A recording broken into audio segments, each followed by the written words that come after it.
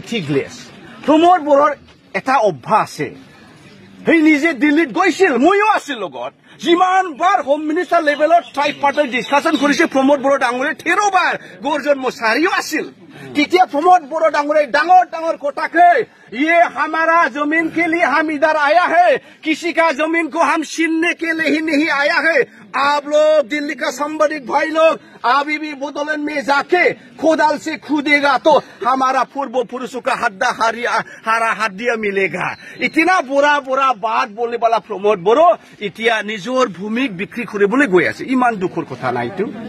नुमने नङा रायजोफोर এতিয়া প্ৰমোদ বড়োৰ কাৰণে মই এটা উপায় দিবলৈ ইয়াত আহিছো আজি I wanted to give one solution to Mr. Pramod Boro. The owner of this land is these people who live here, who had been living here from time immemorial, and they are the owners. So one solution is this: Pramod Dangoria ki kuriba pare immediately. British সকল যেতিয়া নাকি ভাৰতক এৰি গৈছে সেই দিনাৰ পৰাই আজিলৈ এই পৰ্বজৰা অঞ্চলত এবাৰো জৰীপ হোৱা নাই হৈছে নাকি হোৱা নাই এই জৰীপ যদি নহয় আমাৰ ভূমি আমি কেনেকা পট্টা বনাম